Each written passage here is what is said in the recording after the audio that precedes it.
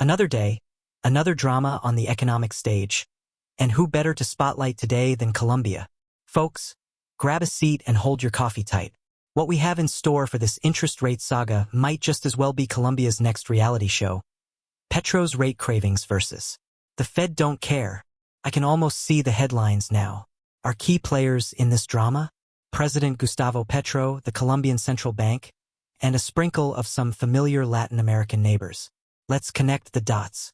It's hard to miss a story where the president is yelling for bigger rate cuts, while the central bank is playing it cool, making its modest move by trimming just 50 basis points off the benchmark rate to 10.25%.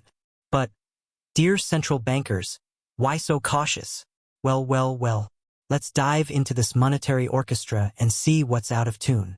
Ready to analyze things from the ground up? Colombia's situation reflects global insecurities. The economy's struggling. Inflation's a lingering ghost. Fiscal responsibility is out to lunch. And, as always, politicians cry for short-term fixes. Point 1. The delicate dance of inflation and rate cuts. Is it just me? Or does it seem like politicians simply love fast fixes? President Petro, with backing from his finance buddy Ricardo Bonilla, is practically begging for more aggressive cuts to revive sluggish growth. Business owners, consumers, maybe even coffee farmers. Everyone's looking with tired eyes at Colombia's weak economic pulse.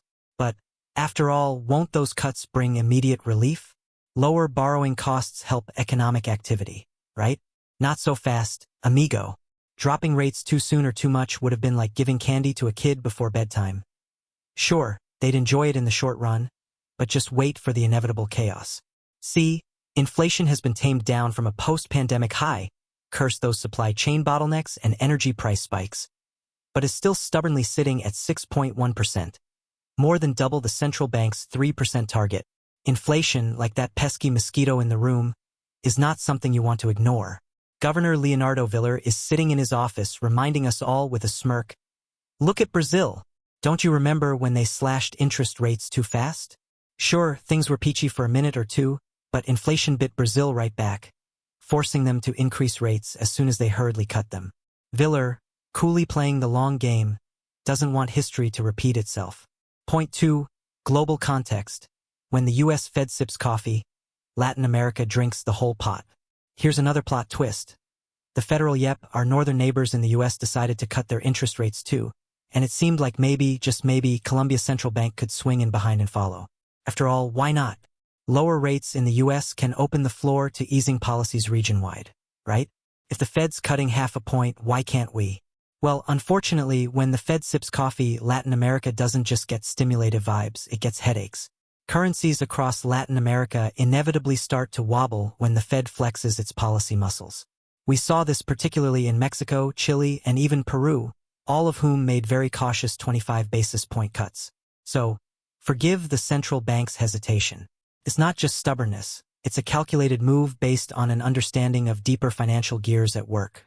Beyond that, Colombia isn't exactly a beacon of fiscal health right now, which brings us to another major question. What happens if aggressive rate cuts pile onto a weak budget?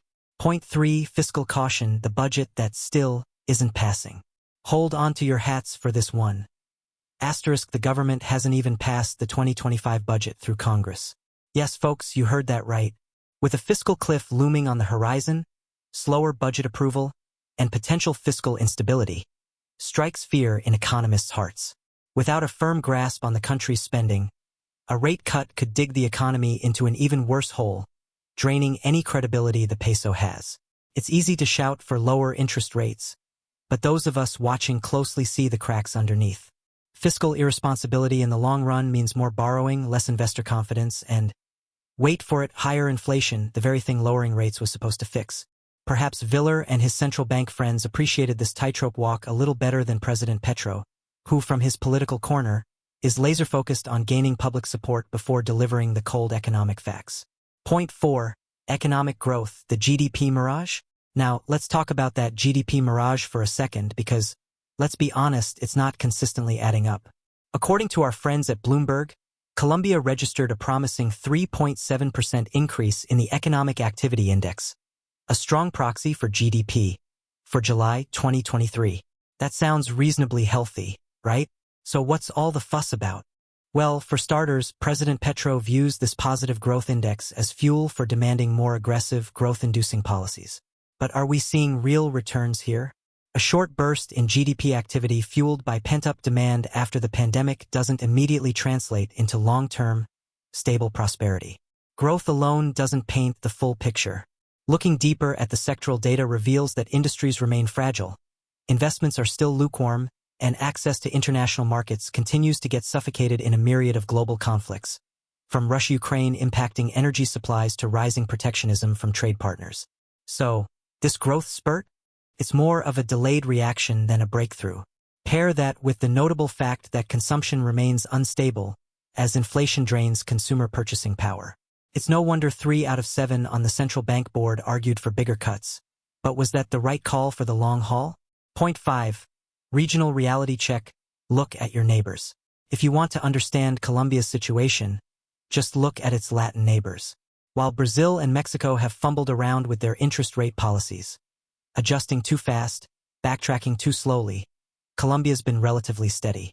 Oh, and did I mention Brazil's inflation rose halfway through 2023? You don't want that. In comparison, Peru and Chile have taken the baby step approach, making smaller cuts like cautious poker players. They know their economies aren't out of the woods either. Populism, currency weakness, capital flight. All these merry mishaps tend to show up when you recklessly reduce rates. So it's honestly refreshing to see Colombia's central bank at least trying not to repeat the mistakes of its peers. So where do we land in this economic soap opera? It's a story of political pressure versus economic prudence. Petro's calls for bigger cuts stem from political necessity. What politician doesn't want to be seen as rescuing the economy after all?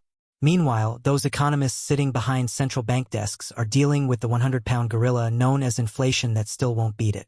Setting rates low prematurely might boost growth, sure, but at what cost?